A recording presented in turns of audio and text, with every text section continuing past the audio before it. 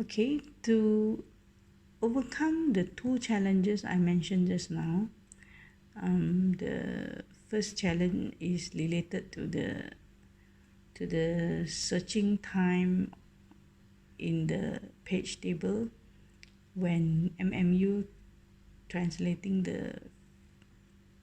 the logical address to physical address. The second challenge is the size of the and the number of the page table, which will take up the big space in memory. So to solve this, one of the solution is to build a page table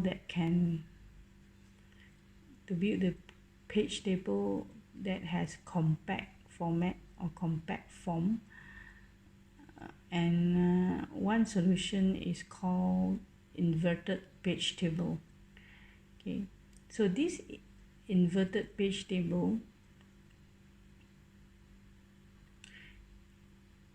is one inverted page table can be used for multiple programs. In other words, you don't need one program, one page table. Multiple program, one inverted page table. And you notice that because it can hold the information of page number and frame number from different programs, so it needs a field called process ID to tell this entry is for which program.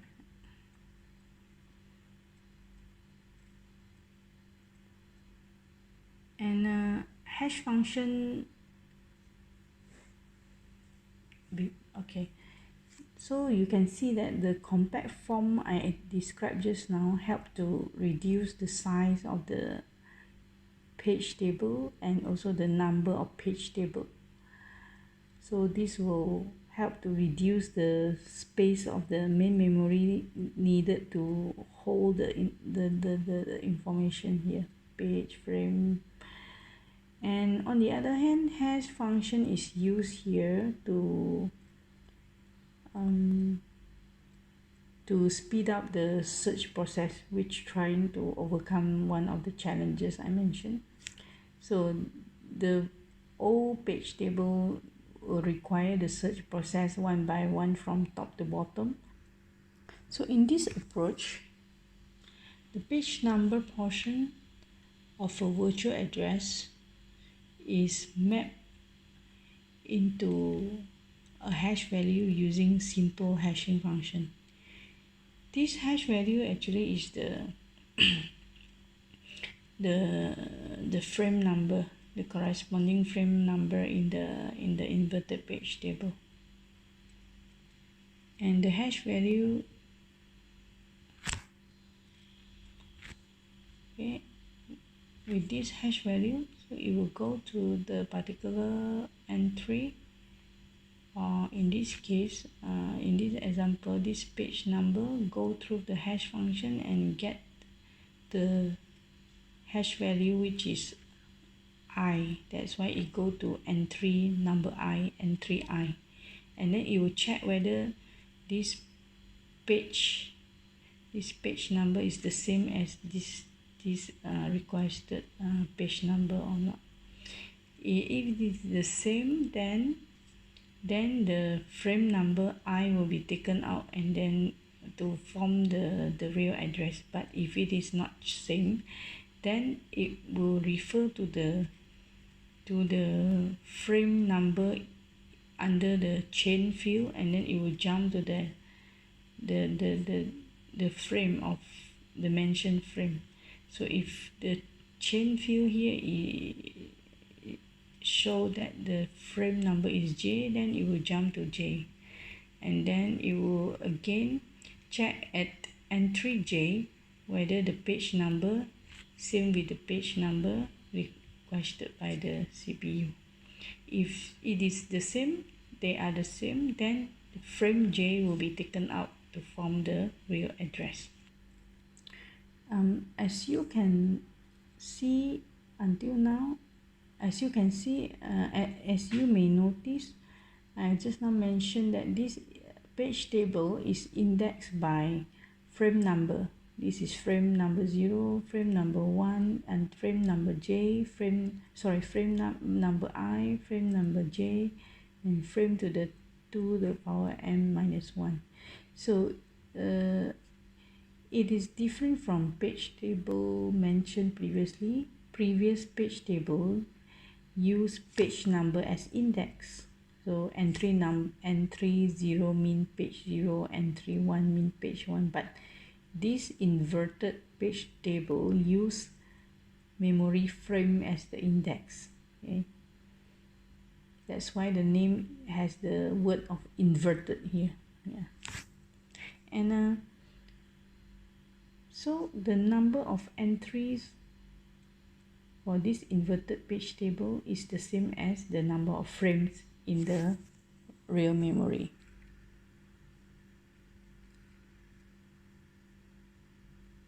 Okay, why it is designed in this way? One advantage here is if it is designed in this way, then the page table size is limited to the number of frames. Okay? At least the size is proportional to the memory size, and it is not dependent of the size of the programs. If you remember just now the old page table, the size of the page table and the size of the page table grow according to the size of the program, and the number of page tables will grow according to the number of programs run simultaneously by CPU. But this inverted page table is good. Only one inverted page table to handle many programs, and the number of entries for the page table proportional to the number of memory frames. Okay, so at least until now you see this method overcome the space needed to hold the page table. And this hash function is added here to reduce the searching time. When using hash function together with the inverted page table, each page of the program, okay, is allowed to be stored in some number of limited table entry.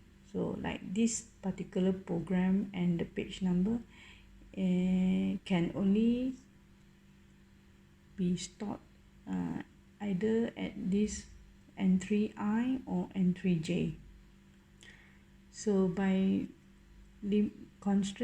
having such constraint, when come to this page of the program, hash function will first generate the first frame number, which is I, so that the MMU will go to this entry I to check whether this page same as the requested page or not. And if not matched, then it will go to entry J as told by this column. It will go to entry J and check. Okay, so if it is matched, then the information of frame will form the real address. If it is not matched, that means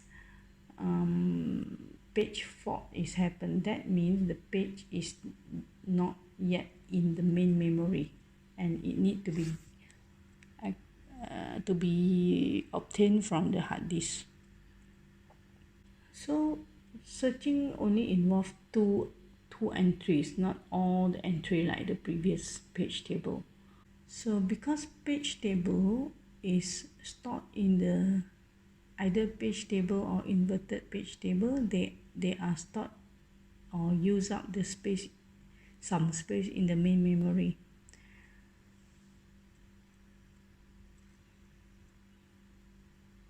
So that means when MMU want to translate the address, it need to go to the main memory to get the information of the lookup table, so it will cause it will cause some degradation of the performance, because to reach to the main memory it need to go through the interconnect or bus. So instead of just relying on the page table stored in the main memory, a special cache called translation look aside buffer (TLB) is added near to the CPU. So the function of TLB is like the cache you learned in the previous topic. It will store the lookup entries that are frequently used by the CPU or recently used by the CPU. Okay, now let's look at how the TLB and the paging technique works together to realize the address translation. So first, the CPU or MMU will check in this special cache of TLB whether the page table entry is there to do the translation or not. If it is there, then physical address can be generated, but if it's not there, then CPU need to access the page table in the main memory. So if it is in the main memory, then it will update the cache first, the TLB first, and then taking out the frame number to derive the physical address. But if the page entry is not in the main memory, then this is the worst case where a page fault is triggered and operating system need to instruct the CPU to read the page or get the page from the hard disk, which will involve the I/O hardware. Okay, if it will read the page from the hard disk and then the page need to be transferred to the main memory. But if main memory has no more frames or memory frames to hold the page, then it need to sacrifice some swap with some page in the main memory. This process is called page replacement. But if memory is not yet full, then it can fill up the page in one of the frames in the memory. This is the last slide of the lecture. I just want to show that we have discussed so many technique used in virtual memory, and using virtual memory we need to know how this MMU works to translate the virtual address to physical address. So you remember this diagram we learned in cache lecture, and this is physical cache, and physical cache need the physical address before it can let the CPU to check whether the data or instruction required by the CPU is in the cache or not. So MMU, which contain the TLB, the special cache which is inside the MMU, so it will perform this checking, like page available or not. If not, then need to go to main memory to get the page. So with that operation, as detailed just in the previous slide, then you will get the physical address for the physical cache.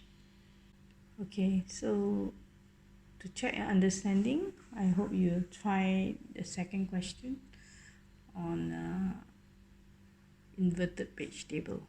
Okay, thank you. That's all for virtual memory. I hope you can spend about 1 week to finish the the lecture and also the exercise.